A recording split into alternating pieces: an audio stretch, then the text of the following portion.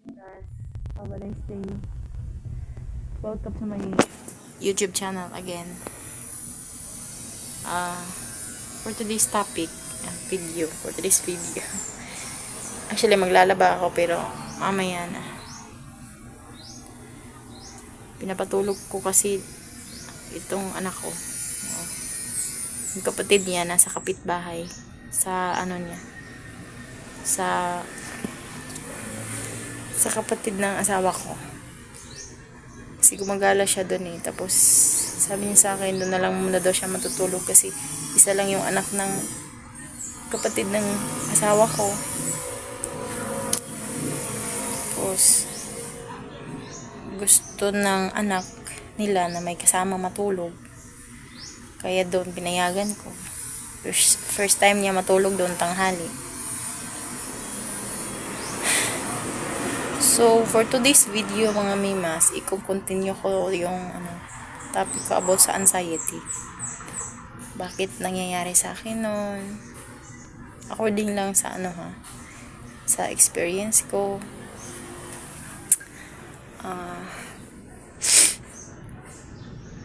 At paano nagsimula yun?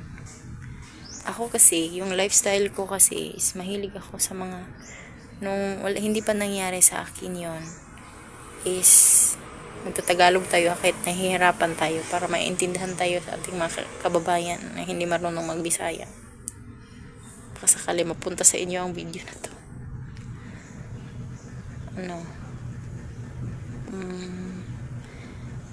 Mahilig kasi ako sa mga energy drinks, soft drinks, tapos coffee. Siguro mga 4 times a day ako nagkakape. Tapos hindi minsan, araw-araw din. Minom din ako ng energy drink. Tapos, minsan, ma-add pa yung soft drinks.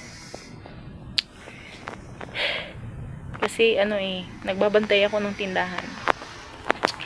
Kaya, matintal ko ba kung namin mapalit og soft drinks, binag-igang kayo. Lalo na mainit ang panahon. Tapos, kung feel ko na inaantok ako, napapagod ako, ayaw kong aantukin kasi lain kayo nang matulog to sa tindahan niya, putol-putol rin hapon niya pagkahuman.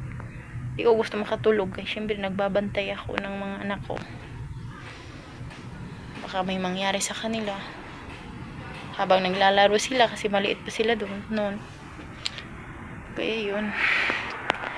Napansin ko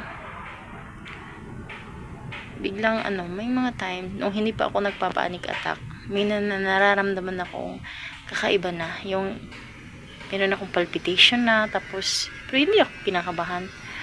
Tingin ko natural lang yun nangyayari. Minsan mas short of breath ako, pero lang yun, hinayaan ko lang, hindi ko pinansin kasi mawawala din naman eh. Nung time na yun, ewan ko, nabanggit ko ba sa inyo paano ko ganon. Yun yung lifestyle ko, yun yung mga sa aking physical symptoms. Pero according sa ako ang nalaman ko, sabi pa nila mga trauma daw yung simula pagkabata pa. Hindi lang sa lifestyle, hindi lang sa food, kundi pati related din po daw yun sa yung childhood trauma mo, o hanggang ngayon hindi masaya yung living mo simula pagkabata, parang bang minamalas ka sa buhay. Nagkikimkim ka ng galit, hindi ka masyadong expressive sa mga nararamdaman mo, ganun daw yun.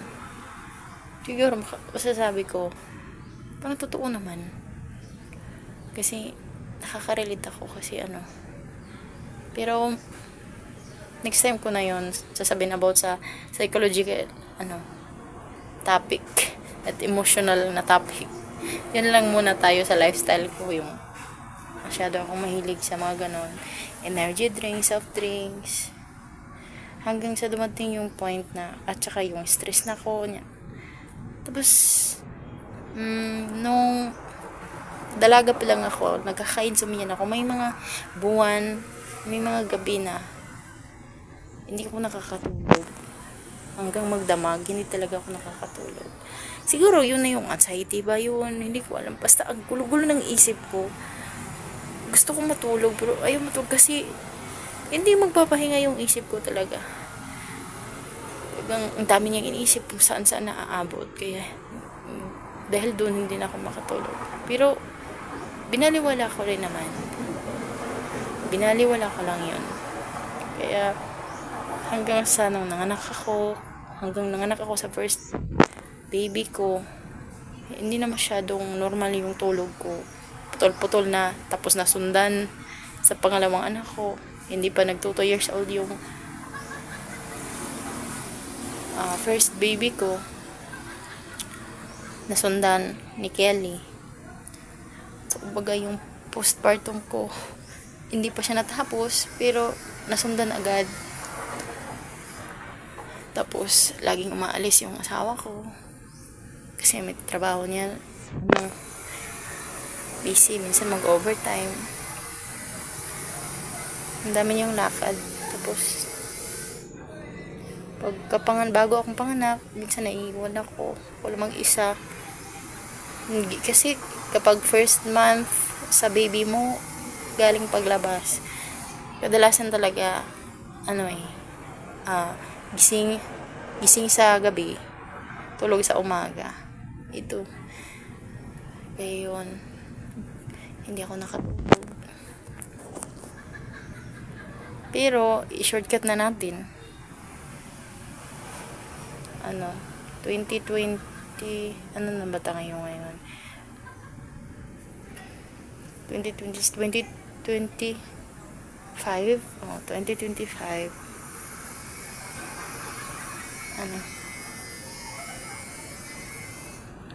Nung time na yun,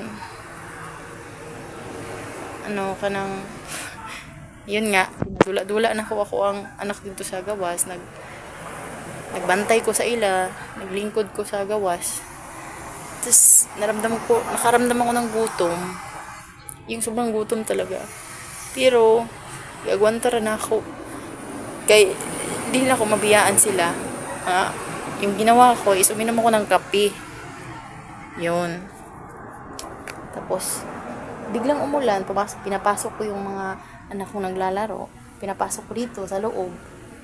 Dito, aming kwarto. Tapos, yung asawa ko nandun sa tindahan. Bantay. Tapos ako, kasama kaming 3 dito.